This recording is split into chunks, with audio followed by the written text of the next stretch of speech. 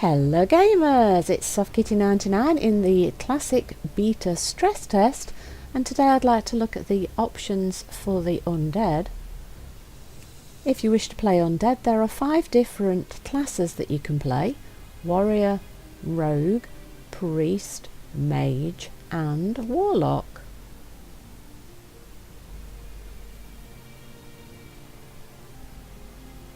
Let's choose a rogue so that we can see the skin better to take a look at the different skin colours.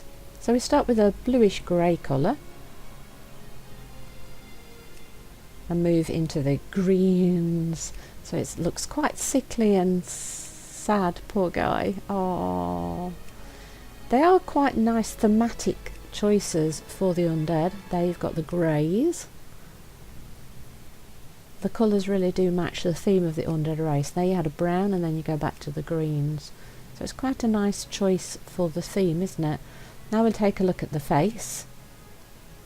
You can see variations around the eyes and the nose, and like grooves along the side of the nose, and the mouth becomes more clenched and more not clenched. There you've got a scowly brow look with all the wrinkles in it, and then you've got little marks above the face there. And the cheekbones seem a little bit more shallow on that one, and there you've got little accents above the brow line again here, and quite a nice groove on the nose on some of them. So the variations are quite subtle in some of them, but in others they're a little bit more noticeable, aren't they? So you might want to go through a couple of times before you decide which one is your particular favourite on those. So let's take a look at the hairstyles. First we've got the slicked down long hair, and then a shorter version of the straight smooth hair, just comes down to the bottom of his jawline there. A little ponytail. I think every race has at least one ponytail variation, doesn't it?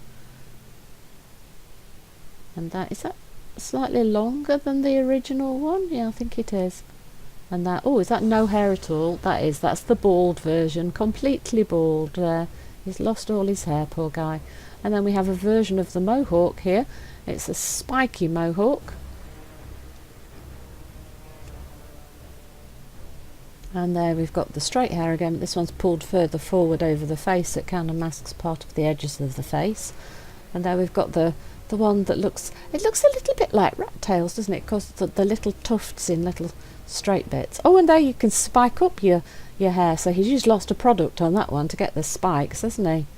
It's quite reminiscent of the punk rock era, that, with the spikes. And here you've got the kind of mad scientist vibe with the sticky out hair at the sides, haven't you? It's like he's brushed it up and it can't come back down. And then we've got the semi-bald on top there, and then we're back to the short round the edge of the face. So we've gone round all the variations there.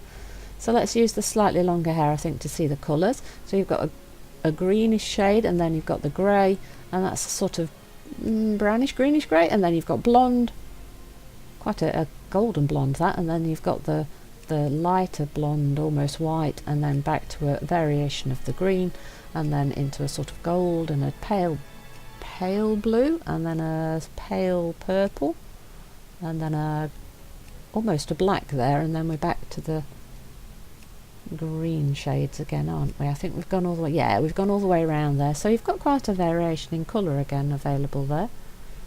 And let's take a look at his features. Now this one might be a little bit difficult for people if they're a bit squeamish, because there tends to be a problem with the jaw on some of them. So you've got the normal face there, look, it changes the markings on the forehead, the cheeks, and then the way the jawline looks there. There's the one that I was a little bit worried about for squeamish people. You lose the bottom jaw entirely on some of them. So depending on whether you want to be more corpse-like or more human-like, you've got quite a lot of choice. There you've got what I sort of think of as a bit of a monkey muzzle, because it kind of looks like the face of a monkey, doesn't it, where some of them have that variation in the front of the face. And then you've got the little cross markings like a tattoo on the face there, and then you go through the variations of the jawline again where things change. There we've got spotty dots on the forehead. It almost looks tattooed on there, doesn't it?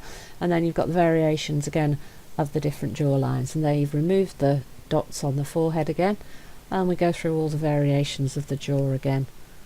And then you've got the black marks on the cheeks on this one, and then you go through the variations again, and then you've got dots again, but these are like more elongated dots. So let's now move over to the ladies. The colours again for the skin are going to be very similar shades to the guys.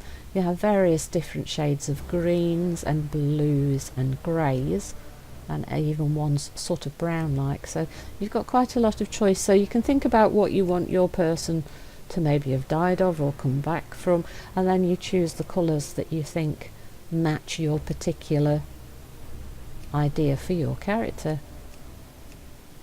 There's an awful lot of green shades on the Horde side, isn't there? I think it's only the Tauren that doesn't have a green. Right, and the faces for the ladies tend to be a little bit less off-putting than the guys' ones do. We'll look at the features later though, because you can have problems. Now there was the one that was almost like a skull. It's almost like a nose as a little V shape. Hey, move, stand still, lady. I can't see your face when you're moving. Stand still, thank you. There, so you've got black markings on the cheeks there. And then you've got sort of grooves around the nose, so it makes her features of her nose a lot more prominent.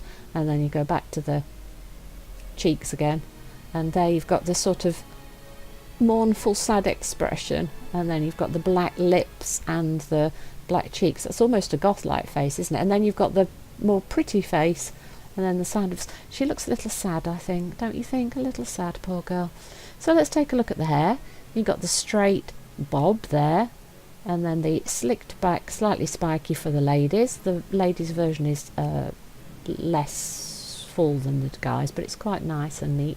And there's the ladies' neat bob, slightly longer there and a little bit more uneven around the edges, and it kind of comes forward a little bit more.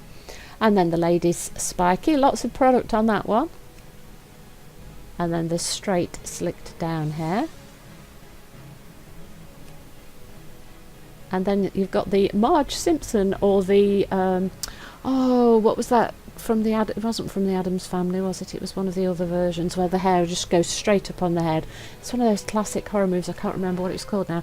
Then the really short bob, and then the slightly spiky, almost peacocky style of stand up at the back there, and then back to the bob. I think that means we've gone all the way around. Let's just have a quick check. I think we have gone all the way around there now. So yeah, we've definitely gone all the way around now there. Now when she stands still, we'll pick a slightly longer version so we can see the colours. So we start with green, and then we've got the greyish black,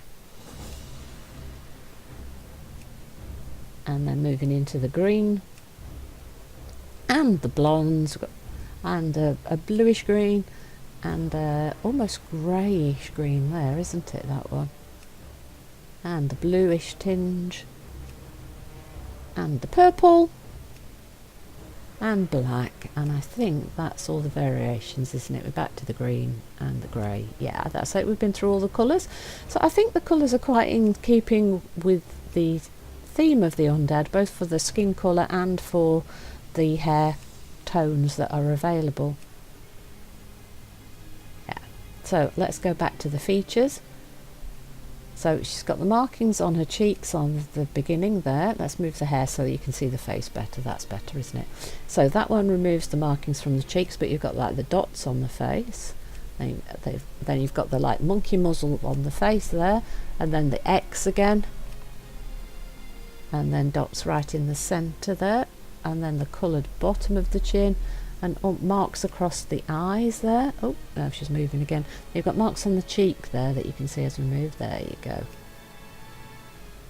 And then markings around the eyes again there, and dots on the forehead. And then you've got the almost completely plain face. You've sort of got a monkey muzzle again, and back to the X. Yes, so I think we've been all the way around there. Let me just flick through them all again, just so that you make sure you've seen them all. And there we go. So let's make a character so that we can see the introductory sequence for the Undead for classic World of Warcraft, which we haven't seen since the Cataclysm. So it's really cool to see these old cinematics coming back, same as it is to see some of these old models in the low-res graphics coming back. Ooh, I'm excited. Let's see this new sequence, which is again the old sequence, but now is kind of new again because we haven't seen it for so many years. Wow, it's all so confusing, isn't it?